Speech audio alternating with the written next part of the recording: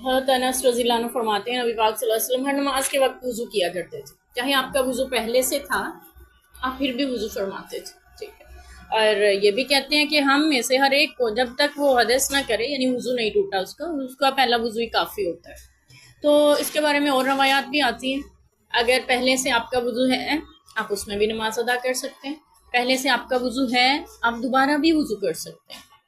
और बाज़ रवायात के मुताबिक उसके लिए अजर भी है, जो दोबारा वज़ू के बावजूद ताज़ा वज़ू के साथ नमाज पढ़ता है तो उसके लिए उस पर अजर भी है।